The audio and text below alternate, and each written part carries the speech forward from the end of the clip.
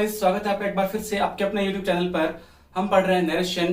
पिछले वीडियो में हमने देखा था कि कैसे हम इंट्रोगेटिव सेंटेंस को डायरेक्ट स्पीच से इनडायरेक्ट स्पीच में चेंज करेंगे। उसके कुछ हमने रूल्स पढ़े थे कि सेट टू को किस में चेंज करेंगे, कनेक्टिव वर्ड कौन सा लगेगा, अगर हेल्पिंग वर्ड से सेंटेंस स्टार्ट हो रहा है तो हमें किसका यूज करना है, डब्ल्यूएच वर्ड से सेंटेंस स्टार्ट हो रहा है तो किसका यूज करना है। ये सारी बातें हमने पिछले वीडियो में देखी थी और उसके साथ कुछ 2-3 एग्जाम्पल भी हमने डिस्कस किए थे। आज हम उसी से रिलेटेड कुछ और एग्जांपल आगे डिस्कस करेंगे और उसके साथ साथ इंपरेटिव सेंटेंस क्या होते हैं, इनको जब ये सेंटेंस मिलेंगे हमें डायरेक्ट स्पीच में तो इन्हें हम इनडायरेक्ट स्पीच में कैसे चेंज करेंगे, ये सारी बातें आज हम जानेंगे। देखते हैं, पहले कुछ सेंटेंस लिखे, इनको समझने की कोशिश करते हैं। फटाफट आप ये सेंटेंस लिख लो, उसके बाद अपने आप पहले करने की कोशिश करो, उसके बाद मैं बताता हूं तुम्हें कैसे करना है ये सेंटेंस। चलो वीडियो को पॉज करके देख लिया करो, एक बार करने की कोशिश कर लिया करो। चलो, अगर तुमने कोशिश की और तुमसे हो गया अच्छी बात है, नहीं हुए तो जहां पर जो गलती हुई है वो देखते हैं कि क्या गलती हो सकती है। यहाँ पर देखो, पहला सेंटेंस लिखा है Ajit said to Rekha are you going away today. सबसे पहले जो काम हमें करना है वो करना है सेंटेंस पहचानने का कि भाई सेंटेंस है कौन सा। आखिरकार 5 सेंटेंस बताए थे मैंने, असर्टिव, इंट्रोगेटिव, इंपेरेटिव, ऑब्जेक्टिव और एक्सक्लेमेटरी। पांचों की अलग अलग पहचान भी होती है। जैसे इस सेंटेंस के लास्ट में क्वेश्चन मार्क आ रहा है और हेल्पिंग वर्ब जो है वो सब्जेक्ट से पहले दे रखी है, इसका मतलब ये सेंटेंस कैसा है, इंटेरोगेटिव सेंटेंस है। अगर ये इंटेरोगेटिव सेंटेंस है तो इसको चेंज करूंगा तो यहां पर इस तरह से चेंज होगा, अजीत, अजीत का अजीत रहेगा। सेट टू चेंज होगा क्योंकि क्वेश्चन पूछा जा रहा है तो आस्क्ड में। अब यहां पर कई सारी चीजें होती है, देखो आस्क की जगह इंक्वायर्ड भी किया जा सकता है, इंक्वायर्ड ऑफ लिखा जाता है, इंक्वायर्ड भी लिखा जा सकता है। इंक्वायर्ड का मतलब होता है जानकारी प्राप्त करना। उसके अलावा डिमांडेड भी लिखा जाता है बहुत बार। तो ये सारी चीजें जो ऑप्शन में आपको दे रखी होगी उसके अकॉर्डिंग आपको करना है। जरूरी नहीं है कि आपको हर बार सेट टू आस्क में चेंज किया हुआ मिले, जैसा ऑप्शन होगा उसके अकॉर्डिंग आपको चेक करना पड़ेगा। हम एग्जांपल कर लेंगे काफी सारे, जैसे कि आपकी सारी जो प्रॉब्लम्स है वो क्लियर हो जाएगी, लास्ट में कोई डाउट रहेगा नहीं। तो मैंने इसको चेंज किया आस्क में, अजीत आस्क्ड रेखा। अब यहां पर इंट्रोगेटिव सेंटेंस है और इंट्रोगेटिव सेंटेंस जो रिपोर्टेड स्पीच है वो कहां से स्टार्ट हो रहा है, हेल्पिंग वर्ब से स्टार्ट हो रहा है। अब ये हेल्पिंग वर्ब से स्टार्ट हो रहा है तो कनेक्टिव वर्ड मैंने बताए थे। कनेक्टिव वर्ड जब लगाते हैं कॉमा इनवर्टेड कॉमा को हटाकर तो या तो लगाएंगे इफ या वेदर। जब हेल्पिंग वर्ब से सेंटेंस स्टार्ट होगा तो हम इफ या वेदर का यूज करेंगे, और जब सेंटेंस डब्ल्यूएच वर्ड से स्टार्ट होगा तो मैंने बताया था कोई भी कनेक्टिव वर्ड नहीं लगाना। यहाँ पर सेंटेंस हेल्पिंग वर्ब से स्टार्ट हो रहा है, सर आपको कैसे पता हेल्पिंग वर्ब है? भैया टेंस वाले टॉपिक में अच्छे से वर्ब सारी बताई हुई है। अगर देख लिया है तो बहुत अच्छी बात है, नहीं देखा तो टेंस की वीडियो जाके देख लो पहले, ठीक है। उसके अलावा अगर चैनल पे नए हो तो चैनल सब्सक्राइब जरूर कर देना, बहुत सारी चीजें आपको जानने को मिलेगी इस चैनल से। पूरा का पूरा सिलेबस जो है एलडीसी का वो कवर करवाऊंगा, तो ध्यान दो। Ajit asked Rekha if. अब उसके बाद मैंने जो नेक्स्ट रूल था वो था कि सब्जेक्ट जो है, क्योंकि हम इसको असर्टिव फॉर्म में चेंज करेंगे तो सब्जेक्ट पहले आएगा, हेल्पिंग वर्ब बाद में आएगी। तो यू को यहां पर लिखना है आर से पहले, यू पहले लिखना है। लेकिन यू कौन सा पर्सन होता है? यू अगर तुम्हें याद हो पहला वीडियो तो सेकंड पर्सन होता है यू। यू अगर सेकंड पर्सन, देखो एक बात वापस सुनो, अगर तुमने पिछले दोनों वीडियो नहीं देखे हैं तो ये वीडियो तुम्हारे किसी बेनिफिट का नहीं है, किसी फायदे का नहीं है। पहले एक बार जाके वो दोनों वीडियो देखो, उसके बाद ये वीडियो समझ आएगा, क्योंकि वहां पर हमने बेसिक चीजें समझी है। अब यहाँ पर तो फटाफट आगे काम चलेगा सीधा, ठीक है। एक बार वो चीजें समझो वहां पर जाके, उसके बाद इस वीडियो पर आओ। यहां पर मैंने बताया था यू सेकंड पर्सन है, सेकंड पर्सन को ऑब्जेक्ट के हिसाब से चेंज करते हैं। ऑब्जेक्ट है रेखा, रेखा क्योंकि एक लड़की है उसके लिए हम यूज करेंगे सी। तो आ गया Ajit asked Rekha if she is are am हो, और अगर रिपोर्टिंग वर्ब पास्ट में हो तो टेंस चेंज करेंगे, इज आर एम को वॉज वर्ब में चेंज करेंगे, सी के अकॉर्डिंग आएगा वॉज। इफ सी वॉज, उसके बाद कोई चेंज नहीं करना वर्ब में। If she was going away, today को चेंज करते हैं दैट डे में, याद हो अगर तुम्हें तो, और क्वेश्चन मार्क हट जाएगा, ये होगा। ये जिन्होंने कर लिया था कोशिश करके, ये जिसका आंसर आया था वो सही है। कहीं पर कोई गलती आई तो चेक कर लेना। होप कर रहा हूं समझ आ गया होगा सेंटेंस, नहीं आए तो कमेंट बॉक्स में लिख देना सर ये चीज समझ नहीं आई। अगला सेंटेंस है Shobha said to me will you teach my sister. भाई शोभा ने मुझे कहा है क्या तुम मेरी बहन को पढ़ाओगे? अब डिपेंड करता है मेरे पर, पढ़ाऊं ना पढ़ाऊं, है ना। शोभा सेड टू मी, तो लिखा है शोभा, क्या बनेगा इसका? Asked me. यहां पर देखो हेल्पिंग वर्ब भी है तो इफ आएगा। यू मी के अकॉर्डिंग चेंज करेंगे, पिछले वीडियो में बताया था अगर मी के अकॉर्डिंग चेंज करेंगे, मी मतलब मुझे, आई। अब आई यू की कौन सी फॉर्म है? ये सब्जेक्टिव फॉर्म है या ऑब्जेक्टिव फॉर्म है? ये सारी बातें पिछले वीडियो में कर चुके हैं, बार बार नहीं बताऊंगा, क्योंकि एक्टिव वॉइस में सेंटेंस है, एक्टिव वॉइस में सेंटेंस है, वर्ब से पहले यू आ रहा है मतलब सब्जेक्टिव फॉर्म है। सब्जेक्टिव फॉर्म है तो यहां पर क्या करूंगा, आई मी की सब्जेक्टिव फॉर्म ही चलेगी, वो कौन सी है? आई। इफ आई विल चेंज होगा टेंस, क्योंकि यहां पर रिपोर्टिंग वर्ब पास्ट में है तो यहां पर टेंस चेंज होगा। If I would teach my, my I may my, कौन सा पर्सन है? फर्स्ट, आई की फॉर्म है ना माई, तो फर्स्ट पर्सन है आई। फर्स्ट पर्सन को सब्जेक्ट के हिसाब से चेंज करते हैं, सब्जेक्ट है शोभा। अब शोभा सब्जेक्ट है, इसके अकॉर्डिंग चेंज करूंगा, शोभा क्या कोई लड़की का नाम है, ठीक है। सर ये भी तो हो सकता है शोभा किसी लड़के का नाम हो, बिल्कुल हो सकता है, लेकिन जनरली क्या होता है, शोभा लड़के का नाम होता है। अब शोभा लड़के का नाम बहुत कम चांसेस में होता है, तो अपने तो नॉर्मल जनरली केस में लेके चलेंगे, पहले लड़की का नाम है तो उसके अकॉर्डिंग चेंज करूंगा। अब यहाँ पर देखो लड़की के लिए आएगा सी, और क्योंकि आई की कौन सी फॉर्म है, पजेसिव फॉर्म है, पजेसिव एडजेक्टिव फॉर्म है, आई मी माई, सी की भी सी हर हर हर, ये तीसरी फॉर्म चलेगी, ठीक है, हर फॉर्म हर चलेगी। आई वुड टीच हर सिस्टर, ये जो टेबल बताई थी प्रोनाउन वाली वो याद कर लेना, कंठस्थ कर लो एक बार, अच्छे से याद हो जानी चाहिए। ये भी हो गया, चलो उसके बाद दो एग्जांपल लिखे ना डब्ल्यूएच वर्ड से स्टार्ट होने वाले। She said Raman what are you doing today, तो सी आस्क्ड। अब यहां पर थोड़ा सा चेंज है, सर ये तो रमन से स्टार्ट हो रहा है ना, सी आस्क्ड, देखो सर ना तो ये हेल्पिंग वर्ब से स्टार्ट हो रहा है, डब्ल्यूएच वर्ड से स्टार्ट हो रहा है, ये तो असर्टिव सेंटेंस हो गया ना, नहीं है असर्टिव सेंटेंस। वो बुला रही है, वह कह रही है Raman what are you doing today, तुम क्या कर रहे हो, किसी को नाम लेके कहा जा रहा है। तो अब ऑब्जेक्ट कौन सा है हमारा, आस्क्ड का या सेड का ऑब्जेक्ट किससे कह रही है, वह रमन से कह रही है ना, तो रमन से तो यहीं पे लिख दूं, सी आस्क्ड रमन। ये चीज समझने वाली है, कई बार मिलेगा कि ये रमन जो होगा तुम्हें रिपोर्टेड स्पीच में दे रखा होगा, और फिर जब हम उसको इनडायरेक्ट में चेंज करेंगे तो रिपोर्टिंग वर्ब के साथ लिखेंगे सी आस्क्ड रमन। अब देखो डब्ल्यूएच वर्ड से सेंटेंस स्टार्ट हो रहा है तो कोई कनेक्टिव वर्ड नहीं लगाना, व्हाट सब्जेक्ट पहले लिखेंगे, सब्जेक्ट देखो रमन के हिसाब से चेंज करेंगे, क्यों सर ऑब्जेक्ट है ही नहीं यहाँ पर, ऑब्जेक्ट है यहाँ पर, सी सेड, सी सब्जेक्ट होगा, ये वर्ब होगी, ऑब्जेक्ट है क्या यहाँ पर, दिख तो नहीं रहा लेकिन है, ये रहा, रमन जो है ऑब्जेक्ट है, किससे कह रही है वह, रमन से कह रही है, रमन क्या है, ऑब्जेक्ट है। अब रमन अगर ऑब्जेक्ट है तो इसको जब मैं चेंज करूंगा यू को रमन के अकॉर्डिंग चेंज करूंगा, तो रमन क्या कोई लड़का है तो क्या आ जाएगा, ही, इजआरएम चेंज होगा, ही वॉज डूइंग टुडे का क्या हो जाएगा, दैट डे हो जाएगा, क्लियर है, फुल स्टॉप लग जाएगा लास्ट में। अगर लिखा था peon said to me whom do you want to meet, तो पियोन सेड टू मी तो क्या बनेगा, द पियोन आस्क्ड मी, अब तक तो फटाफट हो जाना चाहिए, whom do you want to meet, whom do you want to meet, whom you आएगा देखो, तो you की जगह आ जाएगा I, whom I।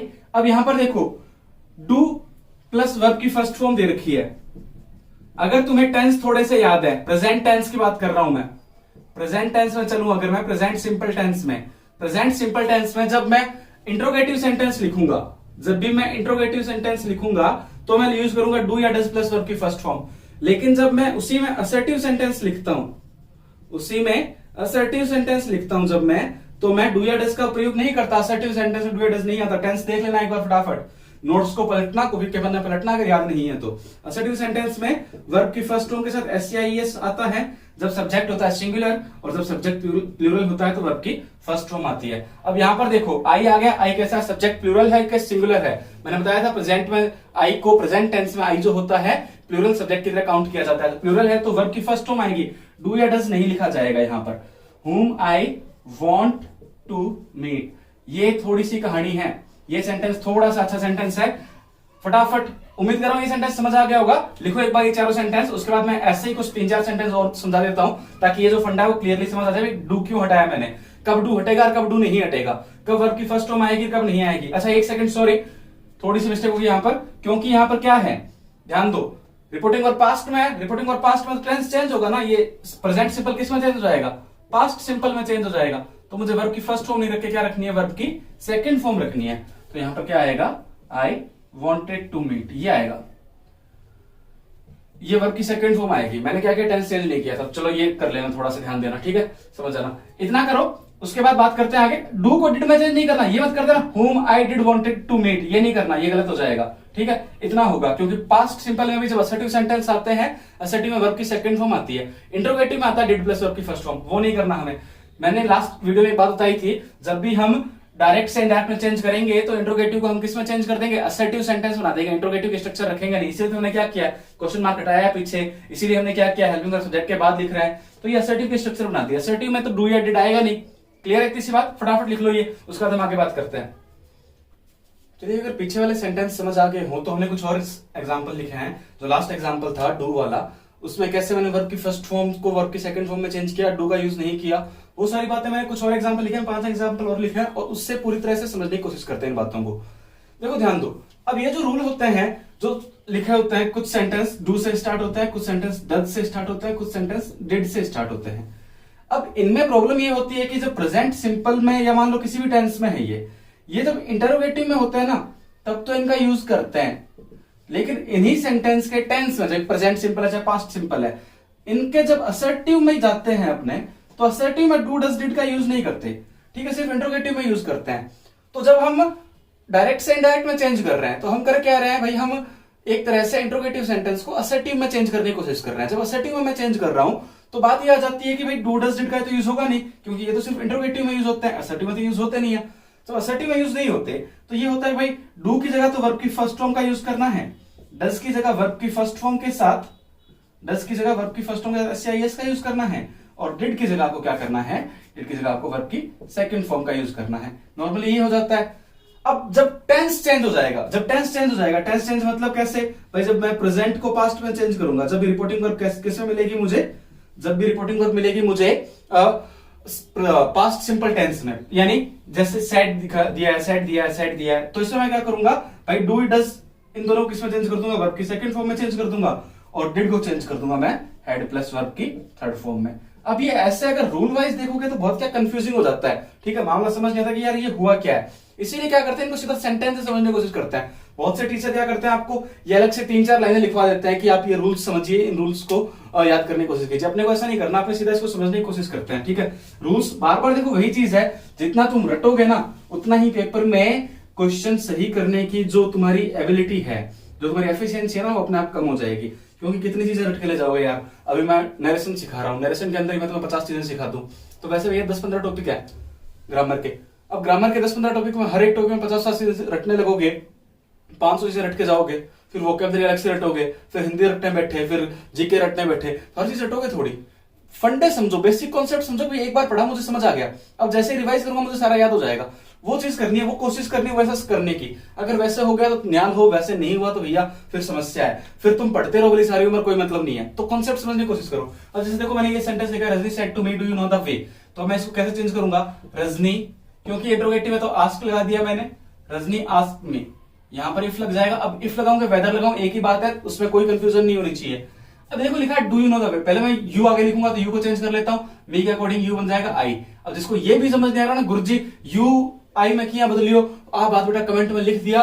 Second video में अच्छे से समझा चुका हूं कि ये चेंज कैसे होगा, लेकिन फिर भी समझ नहीं आ रहा भैया, देखो अपने कोई है ना कहते हैं गुरु नहीं है ना, तुम कोई तगड़े गुरु हो ना मैं कोई तगड़ा गुरु कि मैं एक बार मैं समझाऊं तुम्हें समझ आ जाए, या तुम भी एक बार में समझो समझ आ जाए, ऐसी कोई बड़ी बात नहीं है। अगर समझ नहीं आया ना भैया कमेंट कर देना सर समझ नहीं आया, मैं फिर से अगले वीडियो में जब डिस्कस करूंगा तो फिर से बात समझा दूंगा, ठीक है। पर लिख देना कि ये चीज समझ नहीं आई, क्लियर है। चलो ध्यान दो, Rajni asked me if I, अब यहां पर डू दिया हुआ है। अब मुझे पता है कि देखो अगर मैं इसको चेंज करूंगा तो डू तो डालना ही नहीं है मुझे। अब मैं इसको चेंज किसमें कर रहा हूं, क्योंकि ये प्रेजेंट सिंपल था। अब मैं इसको देखो रिपोर्टिंग और पास्ट में, तो मैं पास्ट सिंपल में चेंज करूंगा। पास्ट सिंपल में चेंज करूंगा तो डू का डिड बनता है, तो डिड तो मुझे रखना नहीं है ना, डिड रखना नहीं है क्योंकि ये असर्टिव सेंटेंस है। तो असर्टिव सेंटेंस से पास्ट सिंपल का लिखूंगा, पास्ट सिंपल का असर्टिव सेंटेंस, तो वर्ब की सेकंड फॉर्म आएगी, ठीक है। तो नो की क्या हो जाएगी second form, new, if I knew the way. बात समझने की कोशिश करना, ये है अभी तुम्हें सेंटेंस देखना है, उसके अकॉर्डिंग टेंस समझना है। मैंने टेंस जब बताए थे तो उसका पहला वीडियो आइडेंटिफिकेशन के बारे में था, पूरे नहीं भी देख रहे तो एक बार आइडेंटिफिकेशन वाला वीडियो जाके देख लेना, उसके बाद ये समझ आ जाएगा आसानी से। ये क्या है, ये प्रेजेंट सिंपल है, do you know the way, do plus verb की फर्स्ट फॉर्म प्रेजेंट सिंपल का इंट्रोगेटिव है। इसको जब मैं चेंज करूंगा तो मुझे चेंज करना एक तो असर्टिव में, और क्योंकि प्रेजेंट सिंपल है और रिपोर्टिंग और पास्ट में, तो उसको चेंज करना है पास्ट में। तो असर्टिव में चेंज करना है, असर्टिव कौन सा होना चाहिए, पास्ट सिंपल का होना चाहिए। तो पास्ट सिंपल का असर्टिव में वर्ब की सेकंड फॉर्म आती है, तो वर्ब की सेकंड फॉर्म लिखी है मैंने यहाँ पर, आगे बात समझ में। वैसे ही देखो मैंने यहाँ पर सेम सेंटेंस लिखा है, Rajni says to me do you know the way, बस यहाँ पर मैंने रिपोर्टिंग और पास्ट की जगह प्रेजेंट में लिख दी। तो अब मैं जब इसको चेंज करूंगा तो क्या बनेगा, बनेगा रजनी सेज का बन जाएगा आस्क्स मी इफ, यू का आई बनेगा। अब यहां पर क्या होगा, अब यहां पर देखो रिपोर्टिंग और प्रेजेंट में है तो मुझे टेंस चेंज नहीं करना, टेंस प्रेजेंट का था प्रेजेंट में ही रहेगा, टेंस में कोई चेंज नहीं होगा। और जब टेंस में चेंज नहीं होगा तो मुझे इंट्रोगेटिव से असर्टिव में चेंज करना है। असर्टिव कौन सा, प्रेजेंट सिंपल का ही।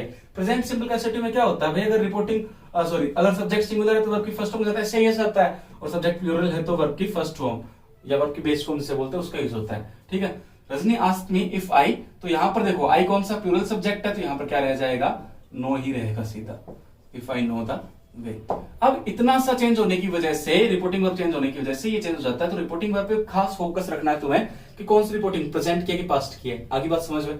चलो अगला एग्जांपल लिखा है डज से, देखो 4-5 एग्जांपल होंगे तो समझ आ जाएगा easily. Shubham said, Shubham said, said का क्या बन जाएगा, आस्क बन जाएगा, शुभम आस्क्ड, इफ लगेगा। ही क्योंकि थर्ड पर्सन है, third person no change, son बटा 123, ठीक है, three for third person and for no change, तो थर्ड पर्सन होगा तो नो चेंज, इफ ही।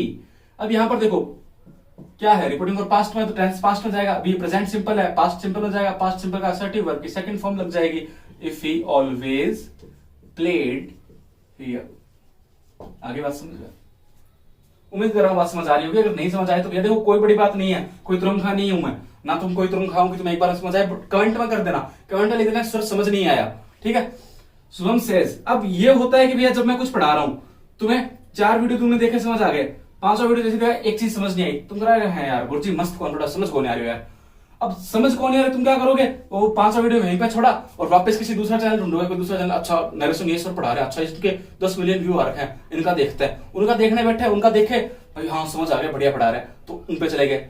फिर वापस वही बात, उनके 4-5 वीडियो देखोगे, एक वीडियो में कोई एक सेंटेंस समझ नहीं आएगा, उसको छोड़ के दूसरे के पास चले जाओगे। तो यार ऐसे टीचर को पकड़ो ना जो तुम्हें वो फंडा समझा सके, अगर तुम्हें समझ नहीं आया ना तो टीचर से क्वेश्चन पूछो, सर ये समझ नहीं आया, अगर वो समझा सके ना तो फिर उसके पास बैठे रहो, नहीं समझा सके तो फिर उसको छोड़ के ले जाना, कम से कम एक बार क्वेश्चन पूछो तो सही उससे। तो वही मैं तुमसे कह रहा हूं, अगर समझ नहीं आया ना तो मुझसे पूछ लेना बेटा, कोई दिक्कत नहीं है।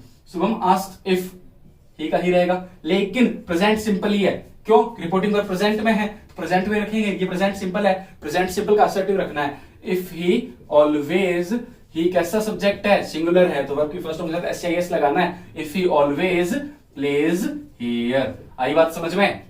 उम्मीद कर रहा हूं इतनी बात समझ में आ गई होगी। एक और सेंटेंस लिखा जो मैंने डिड से स्टार्ट किया है, अब इसको तो मैं चेंज करूंगा तो क्या बनेगा, देखो, Ram said to Rahul, time नहीं लगना चाहिए, अब Ram asked Rahul if, you आएगा, राहुल के अकॉर्डिंग चेंज हो जाएगा, ही बन जाएगा।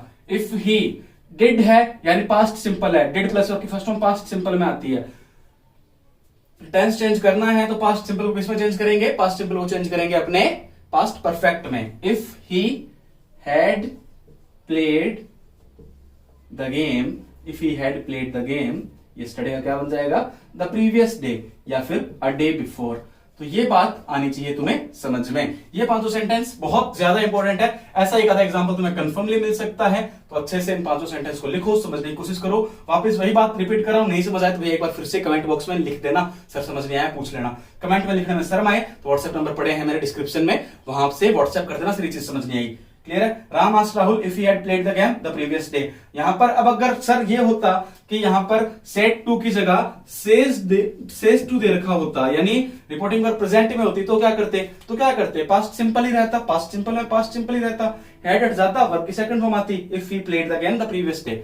आई बात समझ में? चलो फटाफट एग्जांपल लिख लो, उसके बाद अपना एंटर करते हैं इंपेरेटिव सेंटेंस में। इंटरोगेटिव सेंटेंस में इतनी सी बातें हैं। अब देखो फटाफट हो जाएंगे एग्जांपल, ज्यादा टाइम नहीं लगेगा, टाइम लगा था अपने सिर्फ असर्टिव सेंटेंस में, फास्ट नहीं एग्जांपल लिखो।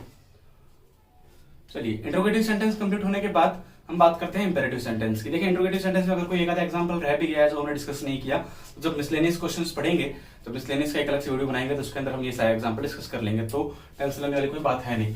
इंपेरेटिव सेंटेंस की बात करते हैं, ये होते क्या हैं। जैसे मैंने स्टार्टिंग में बताया था, टॉपिक की स्टार्टिंग में बताया था, ऐसे सेंटेंस जिनसे आपको ऑर्डर या रिक्वेस्ट या एडवाइस, ये सेंस देखने को मिल रही, ऑर्डर, रिक्वेस्ट, एडवाइस, ठीक है। ऑर्डर के लिए जब फॉर्मल ऑर्डर हो जाए तो कमांड, इनका आपको सेंस देखने को मिला, ऐसा भाव देखने को मिले, भाई आदेश दिया जा रहा है, रिक्वेस्ट की जा रही है, एडवाइस दी जा रही है। ऐसे सेंटेंस में आपको कौन से सेंटेंस होंगे, वो इंपेरेटिव सेंटेंस होंगे। ऐसे सेंटेंस की पहचान क्या होती है? ऐसे सेंटेंस की पहचान ये होती है कि ये सेंटेंस अक्सर मेन वर्ब से स्टार्ट होते हैं। अक्सर किससे स्टार्ट होते हैं? मेन वर्ब से स्टार्ट होते हैं, यानी मेन वर्ब सेंटेंस के स्टार्टिंग में होगी, सब्जेक्ट जो होगा सेंटेंस में दिखेगा नहीं, हिडन होगा, ठीक है, मेन वर्ब से स्टार्ट होती है। उसके अलावा ये जो सेंटेंस है, ये प्लीज काइंडली से भी स्टार्ट होते हैं, बहुत बार प्लीज या काइंडली से भी स्टार्ट होते हैं। उसके अलावा ये सेंटेंस डोंट से भी स्टार्ट होते हैं, भाई कोई काम करने से मना किया जा रहा है, डोंट डू दिस, ठीक है, don't go outside, don't fight with anyone, ये सारे सेंटेंस क्या है, ये सारे इंपेरेटिव या कोई काम करने से मना किया जा रहा है, तो डोंट से भी हो सकते हैं ये सेंटेंस। उसके अलावा ये सेंटेंस नेवर से भी स्टार्ट हो सकते हैं, उसके अलावा लेट से भी स्टार्ट हो सकते हैं। ये सारे सेंटेंस क्या होते हैं? ये सारे सेंटेंस होते हैं इंपेरेटिव सेंटेंस। अब ये एक एक करके हम सारे सेंटेंस की बात करेंगे, मेन वर्ब से स्टार्ट होगा तो कैसे चेंज करना है, प्लीज काइंडली में, डोंट में, नेवर में, लेट में, एक एक करके सारे सेंटेंस की बात कर लेंगे।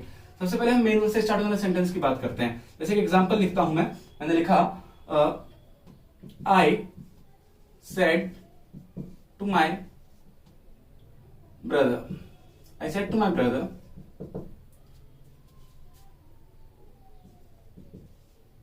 Give me your pen. भाई मैंने बोला, मैंने अपने ब्रदर को कहा, I said to my brother give me your pen. अब ये सेंटेंस है वो कहां से स्टार्ट हो रहा है? Reported speech. सेंटेंस की बात जब मैं कर रहा हूं तो मैं बात किसकी कर रहा हूं? रिपोर्टेड स्पीच कहां से स्टार्ट होगा? तो रिपोर्टेड स्पीच कहां से स्टार्ट हो रहा है? गिव से स्टार्ट हो रहा है। ये गिव क्या है? मेन वर्ब है सेंटेंस की। अब जब मैं इसको चेंज करूंगा तो मेरे सामने क्या क्या बातें मुझे ध्यान रखनी है। सबसे पहले पहला रूल देखो, यहाँ पर कोई चेंज नहीं। सबसे पहले हमें पता है रिपोर्टिंग वर्ब में चेंज करना है। रिपोर्टिंग वर्ब में जब मैं चेंज करूंगा तो जब भी मुझे सेड या सेड टू मिलेगा तो मुझे जो भी भाव होगा, सेंटेंस का एक्सप्रेशन समझना है मुझे, भाई सेंटेंस क्या कहना चाह रहा है। सेंटेंस में अगर ऑर्डर का भाव है, ऑर्डर का सेंस है, तो मुझे ऑर्डर्ड का यूज करना है। सेंटेंस में अगर रिक्वेस्ट का सेंस है तो मुझे रिक्वेस्टेड का यूज करना है।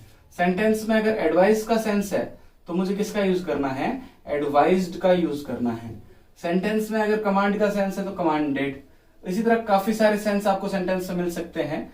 और अगर कई बार आस्क भी लिखा होता है। आस्क तब लिखा जाता है जब भाई आपको सेंस समझ नहीं आ रहा, सेंस पता नहीं चलता, कंफर्म नहीं हो, दो में अटक गया कि ऑर्डर भी हो सकता है, एडवाइस भी हो सकती है। ठीक है, तो वहां पर आप क्या करेंगे? इन दोनों में से जो भी यूज होगा उसका आप यूज करेंगे। ऑर्डर, रिक्वेस्टेड, एडवाइस, कमांड या आस्क्ड, इनमें से किसी का भी यूज किया जा सकता है। पहली बात तो ये हो गई। अब अगर सेज या सेज टू मिल जाए सर तो किसका यूज करना है? सेज या सेज टू होने पर बस यही है कि इनकी प्रेजेंट फॉर्म का यूज करोगे। ऑर्डर्स लगा दो, रिक्वेस्ट्स लगा दो, ठीक है, उसके अलावा एडवाइजेस लगा दो या फिर कमांड्स लगा दो, आस्क्स लगा दो। ये सारी चीजें इसी तरह से चलती रहेगी। तो पहला रूल तो ये चल जाएगा। उसके बाद रूल नंबर 2 की अगर मैं बात करूं, भाई रूल नंबर 2 क्या करना है मुझे? रूल नंबर 2 में मुझे पता है यहां पर कोई चेंज नहीं, कोमा इन्वर्टेड कोमा की जगह चेंज करना है। कोमा इन्वर्टेड कोमा के स्थान पर क्या करना है? अभी मैं बात कर रहा हूं मेन वर्ब से सेंटेंस स्टार्ट हो रहा है तो मैं एक चीज कर सकता हूं, कोमा इन्वर्टेड कोमा के स्थान पर टू का यूज होगा। मैंने एक बात पहले ही तुम्हें क्लियर कर दी थी फर्स्ट वीडियो में ही कि कनेक्टिव वर्ड 3 तरह के लग सकते हैं। कनेक्टिव वर्ड 3 तरह के लग सकते हैं। कौन कौन से? एक तो लग सकता है भाई आपका दैट, एक लग सकता है इफ, एक लग सकता है टू। दैट और इफ की बात कर ली, अब हम बात कर रहे हैं टू की। टू कब लग सकता है? जब आपका रिपोर्टेड स्पीच जो है मेन वर्ब से स्टार्ट होता है। हम किसका यूज कर सकते हैं? टू का यूज कर सकते हैं। क्यों यूज कर सकते हैं? क्योंकि देखो जब मैं टू लगाऊंगा तो यहाँ पर सीधी वर्ब आएगी, तो ये इन्फिनिटिव केस बन जाएगा, टू प्लस वर्ब की फर्स्ट फॉर्म। ठीक है, तो ये इसलिए टू का यूज होगा यहाँ पर। उसका रूल नंबर 3 की बात करूं अगर मैं, भाई जरूरत के हिसाब से, जैसे कहता है भाई आवश्यकता अनुसार, स्वाद अनुसार नमक मिलाना, बिल्कुल वैसे ही इसमें आवश्यकता अनुसार आपको क्या करना है? प्रोनाउन चेंज और टेंस चेंज करना है। जहां पर जरूरत हो वहां पर प्रोनाउन और टेंस में चेंज, प्रोनाउन में व टेंस में चेंज करना है। कैसे सर? जहां पर जरूरत हो बिल्कुल उस हिसाब से करना है। ठीक है, क्लियर बात समझ गए? अब अगर चलो एक बार पहले ये 3 रूल बात कर लेते हैं। इन 3 रूल को लिख लो फटाफट, फिर मैं इस सेंटेंस को समझने की कोशिश करता हूँ। ये सेंटेंस में कैसे चेंज करूंगा इसको, चलो ध्यान दो अगर तुमने वो रूल्स लिख लिए हैं तो। अब मैं अगर इसको चेंज कर रहा हूं, I said to my brother give me your pen. अब मैं जब इसको इनडायरेक्ट में चेंज करूंगा तो क्या करूंगा? देखो आई का आई रहेगा, सेड टू की जगह मेरे पास ये सारे हैं। अब जो भी सेंस निकल रहा है, मैंने अपने भाई से कहा मुझे तुम्हारा पेन दो। अब तुम इसमें ऑर्डर दे रहे हो। देखो छोटा भाई होगा तुम कहोगे भाई अपना पेन दे फटाफट निकाल के ला, तो ऑर्डर हो गया, एक तरह 100 रुपए को देना पड़ेगा। बड़ा भाई होगा तुम्हें रिक्वेस्ट करनी पड़ेगी, please give me your pen. ठीक है, इस तरह से तो तुम क्या करोगे भाई? या तो ऑर्डर हो जाएगा या रिक्वेस्ट। एडवाइस तो नहीं है, सलाह दे रहे हो तुम उसको मुझे अपना पेन दे दीजिए, कोई एडवाइस नहीं हो सकती। या तो ये ऑर्डर हो सकता है, रिक्वेस्ट हो सकती है। अब ये होता है कि नॉर्मली जब आप रिक्वेस्ट करते हो तो आप प्लीज काइंडली का यूज कर लेते हो, please give me your pen. तो मैं इसको क्या मान लेता हूं? मैं इसको ऑर्डर ही मान लेता हूं। अब ये कंफर्म नहीं है कि ऑर्डर ही होगा। ठीक है, अगर आप चाहो तो आस्क का यूज भी कर सकते हो। आपको जो ऑप्शन में मिलेगा उसके अकॉर्डिंग आपको सही यूज करना है। आई ऑर्डर्ड माई ब्रदर, मैंने अपने भाई को ऑर्डर दिया। क्या ऑर्डर दिया? यहां पर क्या लग जाएगा? कोमा नोट कोमा के स्थान पर टू के बाद, अब देखो टू के बाद सर वर्ब की फर्स्ट फॉर्म है, वर्ब की सेकंड फॉर्म में चेंज कर दूंगा। आपने कहा था present simple tense past simple में चेंज करना है, नहीं करना है। क्यों नहीं करना है? क्योंकि ये क्या है? ये मेन वर्ब है। जब ये टू के बाद आ जाएगी तो टू के बाद तो वर्ब की बेस फॉर्म ही आती है हमेशा।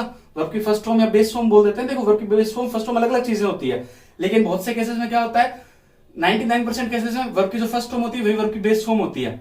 ठीक है, 2-3 वर्ब ऐसी होती है, कुछ वर्ब ऐसी होती है जिनमें अलग अलग हो जाती है वर्ब की बेस फॉर्म और फर्स्ट फॉर्म।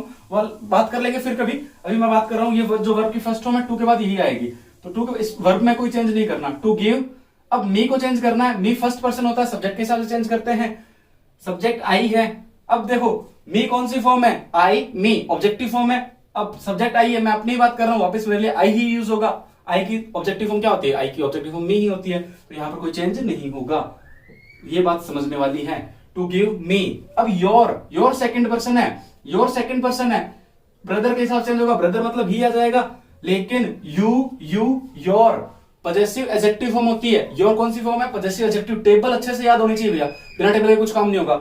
योर कौन सी फॉर्म? पजेसिव एडजेक्टिव फॉर्म है। अगर पजेसिव एडजेक्टिव फॉर्म है यहाँ पर, तो मैं ही को किसमें चेंज करूंगा? ही, हिम, हिज, यानी ये भी कौन सी पजेसिव एडजेक्टिव फॉर्म आएगी? Give me his pen. ये सेंटेंस बनेगा इस तरह से। देखो ज्यादा मुश्किल नहीं है, बहुत इजी चीजें हैं। जब भी मैन से सेंटेंस स्टार्ट होगा तो इस तरह से आप चेंज करोगे सेंटेंस में। फटाफट ये सारी चीजें लिख लो, राइटिंग को प्यार से समझते हुए। राइटिंग के बारे में कोई गंदा कमेंट नहीं करना, कोई गालियां निकालनी, सिर्फ राइटिंग समझ को दिया है, समझो बेटा थोड़ी थोड़ी, ठीक है। चलो फटाफट लिख लो। चलिए बेसिक रूल्स, बेसिक चीजें देखने के बाद अब सीधे कुछ एग्जांपल लिखे, एग्जांपल से बाकी सारी चीजें समझने की कोशिश कर लेते हैं। जितने भी टाइप है सेंटेंस, इंपरेटिव सेंटेंस, जितने भी टाइप है उन सभी चीजों को। चलो एग्जांपल लिखा मैंने दूसरा, my friend said work hard for final exams. My friend said work hard for final exams. मैंने से स्टार्ट हो रहा है, प्लीज से स्टार्ट हो रहा है, डोंट से स्टार्ट हो रहा है, नेवर से स्टार्ट हो रहा है, ठीक है। ये सारे सेंटेंस कैसे? ये सारे सेंटेंस है इंपेरेटिव सेंटेंस। अब जब मैं इसको चेंज करूंगा तो बनेगा माय फ्रेंड। अब देखो मेरे फ्रेंड ने कहा work hard for final exams. अब क्या है? ऑर्डर दे रहा है क्या? क्या तुम किसी को ऑर्डर दे सकते हो? भाई बहुत ज्यादा पढ़, क्या तुम्हारा दोस्त तुम्हें ऑर्डर दे सकता है क्या? नॉर्मली दोस्ती में ऑर्डर वाला सेंस नहीं निकलता था, तो यहाँ पर कौन सा सेंस होता है? एडवाइस वाला सेंस होता है। तो माय फ्रेंड एडवाइज्ड, यहां पर क्या कोमा नोट कोमा के साथ रखेगा? टू वर्क हार्ड, सीधा सीधा, टू वर्क हार्ड फॉर, अब यहां पर कोई प्रोनाउन है नहीं तो कोई ज्यादा दिक्कत है नहीं। Work hard for final exams, to work hard for final exams. My friend advised to work hard for final exams. अब यहां पर जो भी ऑब्जेक्ट होता था वो यहां पर आ जाता है एडवाइज के बाद। अगला एग्जांपल लिखा था, beggar said to me please give me something to eat. अब देखो यहाँ पर सेंटेंस प्लीज से स्टार्ट हो रहा है, कई बार काइंडली आ जाता है, प्लीज पीछे भी आ सकता है, काइंडली पीछे भी आ सकता है, ठीक है। Give me something to eat kindly, ये ऐसा भी लिखा हो सकता है सेंटेंस। तो जब भी प्लीज और काइंडली वाले सेंटेंस हो गए तो सीधा हमें बात समझ आ जाती है कि भैया हो क्या रहा है यहाँ पर। हो तो सीधी सी रिक्वेस्ट ही रही है ना, the beggar requested, the beggar requested me to. अब देखो अगर मैंने रिक्वेस्ट लिख दिया तो क्या प्लीज लिखने की जरूरत है क्या? मैं रिक्वेस्ट ही बोल रहा हूं और प्लीज ही बोल रहा हूं। प्लीज आई रिक्वेस्ट यू, ये नहीं है। प्लीज का मतलब क्या होता है? रिक्वेस्ट करना होता है भाई, ठीक है। तो रिक्वेस्ट जब लिख दिया तो प्लीज लिखने की जरूरत नहीं है, प्लीज हट गया। मी टू गिव, अब है मी फर्स्ट पर्सन, आई मी, फर्स्ट पर्सन की फॉर्म है ना सब्जेक्ट के हिसाब से, सब्जेक्ट है द बेगर। अब बेगर जो है मेल भी हो सकता है, फीमेल भी हो सकता है। मोस्ट केसेस में मेल देखते हैं बेगर, तो मेल मान लेते हैं, इसको ही मान लेते हैं, ठीक है। ही माना, ही की कौन सी फॉर्म? जैसे आई की ऑब्जेक्टिव फॉर्म थी मी, ही की objective form him. The beggar requested me to give him, फिर क्या है? समथिंग टू ईट, यही तो है। एक बात बोली थी मैंने सबसे स्टार्टिंग में जब टॉपिक स्टार्ट किया था कि भैया ये टॉपिक बहुत सरल है, लेकिन होता क्या है कि हम इसके कुछ बेसिक चीजें समझते नहीं। हमें लगता है कि टॉपिक बहुत सरल है इसलिए पढ़ने की क्या जरूरत है, पढ़ने की जरूरत नहीं है, छोड़ देते हैं। अगर तुम एक बार थोड़ा ढंग से पढ़ लो ना, टॉपिक आंखों से निकाल लो, कुछ लगभग 100-150 एग्जाम्पल कर लो इसके, तो 3 क्वेश्चन जो होंगे, 3 क्वेश्चन यानी 6 नंबर, लगभग 6 नंबर फोकट के हैं ये, 5-6 नंबर फोकट के होते हैं किसी भी एग्जाम के अंदर। अगर लिखा है my mother said don't go outside, तो क्या बनेगा? My mother. अब देखो मेरी मां ने कहा डोंट गो आउटसाइड। अब डोंट वाले सेंटेंस करने के मेरे पास 2 तरीके हैं। 2 तरीके हैं, कौन कौन से? देखो मैं बताता हूं तुम्हें। पहला तरीका मैं लिख रहा हूं, माय मदर सेड। एक तरीका तो पहला ये भाई जो भावना प्रकट हो रही है, जो तुम्हें एक्सप्रेशन प्रकट हो रहा है, वो एक्सप्रेशन कौन सा है? मेरी मां कह रही है भैया बाहर मत जाओ, तो ये कौन सा एक्सप्रेशन है? ये एक्सप्रेशन दिखाई दे रहा है सीधा सा ऑर्डर देने का। मां कह रही है बाहर नहीं जाना, तो ये ऑर्डर ही होता है, मां कभी रिक्वेस्ट नहीं करती। ऑर्डर है, मानो तो ठीक है, वरना चप्पल आएगी, है ना। तो एक तरह से ऑर्डर ही होता है। My mother ordered. अब ऑर्डर्ड लिखा मैंने, डोंट का यूज नहीं करूंगा मैं, डोंट का यूज नहीं करूंगा। डोंट को हटाकर, डोंट क्या है? डू नॉट ही तो है, ठीक है, डू नॉट है। अब मैंने पहले ही बता दिया भाई, डू जब लिखते हैं हम इंट्रोगेटिव में बताया था, डू का यूज नहीं करूंगा। डू का यूज जब नहीं करूंगा तो नॉट का यूज तो होगा। तो अब मैं अगर इस तरह से लिख दूं भाई, कॉमा नॉट कॉमा के स्थान पर टू लगा दूं और डू हटा के यहां पे नॉट लिख दूं, तो स्ट्रक्चर थोड़ी सी गलत हो जाती है कि भाई टू के बाद नॉट आ गया, फिर वर्ब की फर्स्ट फॉर्म आ रही है। टू के बाद नॉट नहीं आता, टू के बाद सीधी वर्ब की फर्स्ट फॉर्म आती है, तो नॉट जो है हमें टू से पहले लिखना पड़ेगा। इसीलिए हम क्या करते हैं, ये सेंटेंस इतना सा ध्यान रखोगे, नॉट टू बनेगा। My mother ordered not to go outside. अब इसमें अगर तुम रूल लिखना चाहो तो लिख सकते हो, जब भी डोंट से स्टार्ट होने वाले सेंटेंस होंगे उनको 2 तरीके से चेंज किया जा सकता है। लिख लेना ये चीज, 2 तरीके से चेंज किया जा सकता है। पहले तरीके में जो भाव प्रकट हो रहा है, जो एक्सप्रेशन प्रकट हो रहा है, सेड के स्थान पर वो एक्सप्रेशन आ जाएगा, ऑर्डर है तो ऑर्डर आ जाएगा। उसके बाद जब आपने वो लिख दिया तो कोमा नॉट कोमा के स्थान पर नॉट टू का यूज करेंगे। क्या क्या यूज करना है? देखो, पहला जो भी एक्सप्रेशन प्रकट हो रहा है उसके अनुसार ऑर्डर्ड, रिक्वेस्टेड या एडवाइस का यूज करना है। कॉमा इनवर्टेड कॉमा के स्थान पर नॉट टू का यूज करना है और डोंट को हटा देना है। डोंट को क्या करना है, हटा देना है। ये चीज लिख लेना, अगर इस सीधे एग्जाम्पल से समझ नहीं आए ना तो ये चीज लिख लेना। क्लियर है? उसके बाद सीधा सेंटेंस बन जाएगा, my mother ordered not to go outside. मेरी मां ने आदेश दिया बाहर नहीं जाने का, तो बाहर नहीं जाना, ये आदेश दिया मां ने। दूसरा तरीका क्या हो सकता है सर? दूसरा तरीका ये हो सकता है कि डोंट गो आउटसाइड मतलब क्या किया जा रहा है, तुम्हें बाहर जाने से मना किया जा रहा है ना, बाहर जाने से मना किया जा रहा है, मना किया जा रहा है। तो क्या मैं यहां पर आदेश देने की जगह सीधा ये लिख दूं मेरी मां ने मना किया है बाहर जाने से, है ना?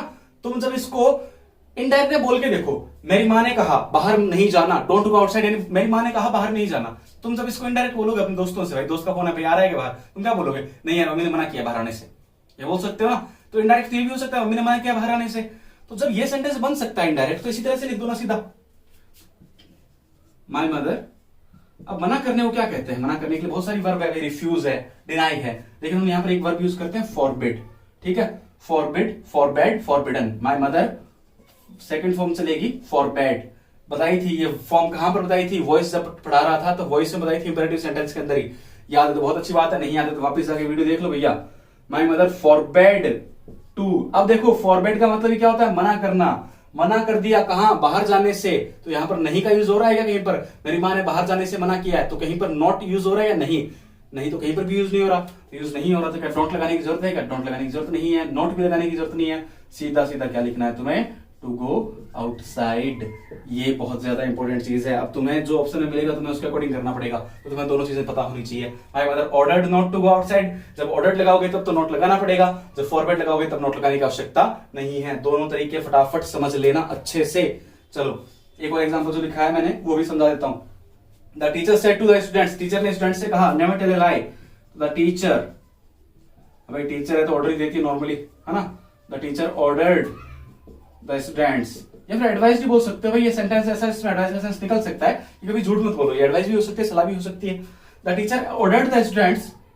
अब यहां पर नेवर है, वापस देखो अगर मैं यहां पे टू लगा दूं तो वापस नेवर बाद में आ जाएगा, उसके बाद टेल आएगा। तो तुम्हें करना क्या है? तुम्हें तो टू के बाद वर्ब की फर्स्ट फॉर्म रखनी है, तो वापस जैसे नॉट को यहां पर आगे लिखा था ना, वैसे ही नेवर को आगे लिखना है। नेवर टू टेल अ लाई। ये है कहानी सारी। बहुत अच्छे अच्छे एग्जाम्पल है ये सारे, बहुत अच्छे। ये दोनों कॉन्सेप्ट जो है बहुत अच्छे से सीखने की कोशिश करना है, दोनों मैंने बोल के बता दिए, लिख लेना सारी चीजें। एग्जाम्पल तो बहुत अच्छी बात है। ठीक है, चलो फटाफट ये लिख लो, उसके बाद कुछ और आगे बात करते हैं। चलो ये एग्जाम्पल लिख लिए हैं तो बहुत सही है। आज की क्लास यहीं पर खत्म करते हैं। इंपेरेटिव सेंटेंस में एक चीज और रह जाती है, लेट से स्टार्ट होने वाले सेंटेंस। वो आज स्टार्ट क्यों नहीं किए? क्योंकि उसमें थोड़ा सा कॉन्सेप्ट अलग है, वो अलग से सीख लेंगे। नेक्स्ट वीडियो में हम लेट से स्टार्ट होने वाले सेंटेंस, ऑपरेटिव और एक्सक्लेमेटरी जो सेंटेंस है वो सारे साथ में देख लेंगे। उसके बाद एक और वीडियो बना लेंगे अपने, जैसे अपने हर एक टॉपिक की बनाई, दोनों टॉपिक के पीछे मिसलेनियस क्वेश्चंस की, तो सारे जितने भी बचे हुए क्वेश्चन है उसमें डिस्कस कर लेंगे। एक्स्ट्रा जो क्वेश्चन होते हैं इंपॉर्टेंट, तो वो सारे उसमें डिस्कस कर लेंगे। अगर तुम्हें क्लास पसंद आई है तो वीडियो को लाइक जरूर कर देना, अपने दोस्तों के साथ शेयर कर देना। अगर चैनल पे नए हो और चैनल को सब्सक्राइब नहीं किया तब तो एक बार चैनल को सब्सक्राइब जरूर कर देना।